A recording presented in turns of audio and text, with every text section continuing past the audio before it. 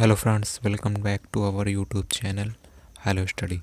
तो फ्रेंड्स, आज के इस वीडियो में हम कक्षा 10 भौतिक विज्ञान के 20 महत्वपूर्ण प्रश्न बताने वाले हैं।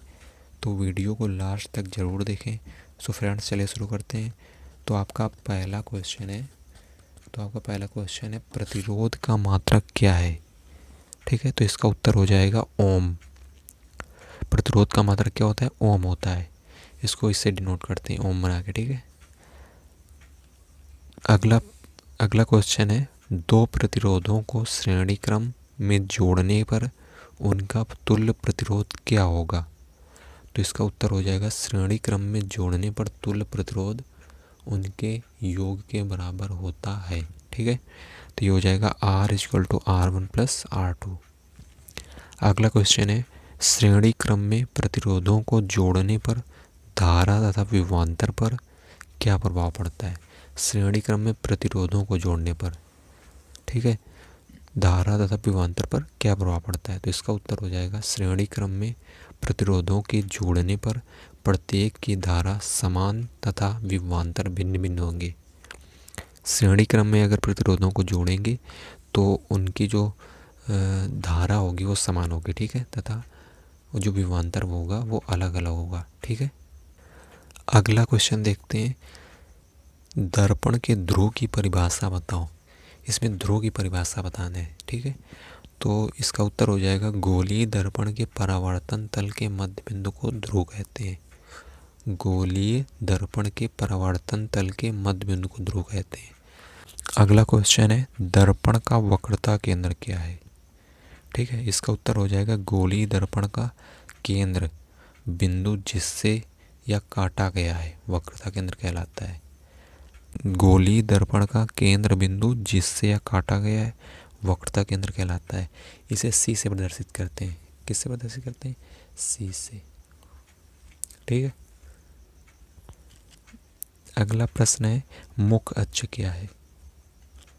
ठीक है, मुख्य अक्ष क्या है, इसका उत्तर देखते हैं। इसका उत्तर है सीधी रेखा जो दर्पण के ध्रुव तथा वक्रता केंद्र को मिलाती है मुख्य अक्ष कहलाती है। अगला क्वेश्चन फोकस का वर्णन करो। फोकस किसे कहते हैं? ठीक है, उत्तर है फोकस दर्पण की वक्रता केंद्र तथा पोल के बीच का बिंदु होता है। पोल मीन्स होता है ध्रुव, इसको इंग्लिश में लिख दिया गया है पोल। ठीक है, इसको ध्रुव भी पढ़ सकते हैं। ठीक है, तो क्या हो जाएगा फोकस दर्पण की वक्रता केंद्र तथा पोल के बीच का बिंदु होता है। ठीक है, मुख्य अक्ष के समांतर आने वाली प्रकाश किरणें दर्पण से परावर्तन के बाद इस बिंदु पर मिलती हैं या मिलती हुई प्रतीत होती हैं। ठीक है, फोकस कहलाता है। चलिए, तो आपको समझ में आ गया होगा। अगला क्वेश्चन देखते हैं अवतल दर्पण में कब आभासी प्रतिबिंब बनता है। तो इसका उत्तर हो जाएगा जब दर्पण के फोकस तथा ध्रुव के बीच वस्तु रखी हो। तो जब दर्पण के फोकस और ध्रुव के बीच में जब वस्तु रखी होती तब वो आभासी प्रतिबिंब बनता है, ध्रुव और फोकस के बीच में। ठीक है, कहाँ पर रखी हो? ध्रुव और फोकस। अगला क्वेश्चन देखते हैं अवतल दर्पण के फोकस का चिन्ह क्या है।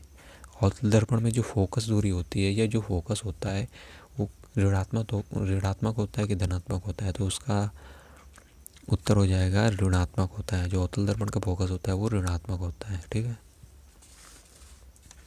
अगला क्वेश्चन है अवतल दर्पण की कौन सी सतह से परावर्तन होता है।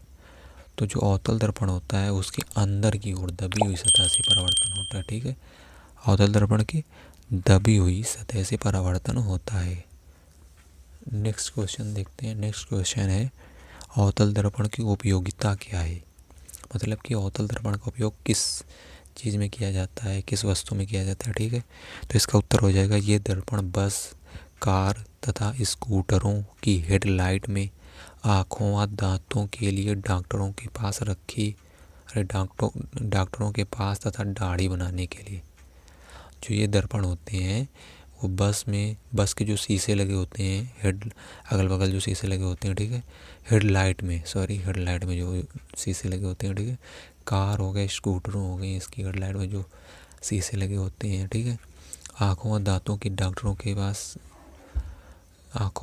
की जांच करने के लिए जो डॉक्टरों के पास होते हैं दर्पण, वो अवतल दर्पण ही होते हैं, तथा दाढ़ी बनाने के लिए जो दर्पण यूज करते हैं वो अवतल दर्पण ही होता है। ठीक है, तो नेक्स्ट क्वेश्चन देखते हैं। चलिए, अगला क्वेश्चन है, समतल दर्पण से किस प्रकार का प्रतिबिंब बनता है? तो इसका उत्तर हो जाएगा, समतल दर्पण में किसी वस्तु का सीधा, बराबर तथा आभासी प्रतिबिंब बनता है। समतल दर्पण से हमेशा वस्तु का सीधा बनेगा प्रतिबिंब, बराबर बनेगा, वस्तु के बराबर बनेगा और आभासी प्रतिबिंब बनता है। ठीक है, अगला क्वेश्चन देखते हैं। अगला क्वेश्चन है, गोलीय दर्पण की फोकस दूरी तथा वक्रता त्रिज्या में क्या संबंध होता है? ठीक है, तो इसका उत्तर हो जाएगा, गोलीय दर्पण की वक्रता त्रिज्या उसकी फोकस दूरी का दोगुना होती है। इसको हम लिख सकते हैं R=2f। वक्रता त्रिज्या को R से लिखते हैं, फोकस दूरी को F से लिखते हैं, और जो वक्रता त्रिज्या होती है फोकस दूरी का दोगुना होती है, तो R=2f हो जाएगा। ठीक है, इसको F बराबर R/2 भी लिख सकते हैं, F बराबर R/2। ठीक है, अगला क्वेश्चन है, दर्पण के पीछे की सतह पर पालिश क्यों करते हैं? उत्तर है, जिससे कि दर्पण को खराब होने से बचाया जा सके। उत्तर हो जाएगा, जिससे कि दर्पण को खराब होने से बचाया जा सके। अगला क्वेश्चन हो जाएगा, प्रकाश का परावर्तन किसे कहते हैं? ठीक है, प्रकाश का परावर्तन किसे कहते हैं? मोस्ट इम्पॉर्टेंट प्रश्न है। इसका उत्तर हो जाएगा, दर्पण से प्रकाश की किरणों के उसी माध्यम में वापस लौट जाने की क्रिया को प्रकाश का परावर्तन कहते हैं। ठीक है, इसके बाद परावर्तन का नियम है। अगला प्रश्न है, परावर्तन के नियम का वर्णन करो। तो परावर्तन के दो नियम होते हैं। ठीक है, पहला हो जाएगा आपाती किरण, परावर्तित किरण। आपतित किरण होना चाहिए, यहाँ पर क्या होना चाहिए? आपतित किरण। यहाँ पर लिख लेना आपतित किरण। ठीक है, आपतित किरण, परावर्तित किरण तथा अभिलंब तीनों एक ही माध्यम में होते हैं। ठीक है, पहला नियम ये हो जाएगा। दूसरा हो जाएगा, आपतन कोण तथा परावर्तन कोण दोनों। दूसरा नियम हो जाएगा, आपतन कोण तथा परावर्तन कोण दोनों बराबर होते हैं, तो कोण I बराबर होगा कोण R के। ठीक है, नेक्स्ट क्वेश्चन हो जाएगा, अवतल दर्पण क्या है? ठीक है, अवतल दर्पण किसे कहते हैं? तो इसका उत्तर हो जाएगा, अवतल दर्पण गोलीय दर्पण है जिसकी बाहरी सतह पर पालिश होती है तथा आंतरिक सतह से परावर्तन होता है। अगला क्वेश्चन है, उत्तल दर्पण क्या है? इसका उत्तर हो जाएगा, उत्तल दर्पण एक गोलीय दर्पण है जिसकी आंतरिक सतह पर पालिश तथा बाहरी सतह से परावर्तन होता है। ठीक है, इसमें बाहरी सतह से परिवर्तन होता है और अवतल दर्पण में आंतरिक सतह से परिवर्तन होता है। इसकी आंतरिक सतह पर पालिश होती है, उसकी बाहरी सतह पर पालिश होती है। ठीक है, डिफरेंस समझ में आना चाहिए। निर्गत कोण की परिभाषा लिखो। ये तो इसका उत्तर हो जाएगा, निर्गत किरण तथा निर्गत बिंदु से होकर जाने वाले अभिलंब के बीच कोण को निर्गत कोण कहते हैं। निर्गत किरण और निर्गत बिंदु से होकर जाने वाले अभिलंब के बीच के कोण को निर्गत कोण कहते हैं। ठीक है, क्या निर्गत किरण सदैव आपाती किरण के समांतर होती है? तो इसका उत्तर हो जाएगा, केवल आयताकार कांच के गुटके में ही होता है। ठीक है, अगला क्वेश्चन है, प्रिज्म किसे कहते हैं? प्रिज्म किसे कहते हैं? तो पारदर्शक माध्यम का वह भाग जो किसी कोण पर झुके हुए दो समतल पृष्ठों से घिरा होता है, प्रिज्म कहलाता है। ठीक है, प्रिज्म कहलाता है।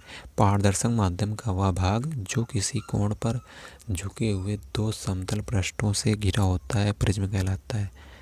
ठीक है, अगला क्वेश्चन है, विचलन कोण किसे कहते हैं? इसका उत्तर हो जाएगा, आपाती किरण व निर्गत किरण के बीच कोण को विचलन कोण कहते हैं। आपाती किरण व निर्गत किरण के बीच के कोण को विचलन कोण कहते हैं। ठीक है।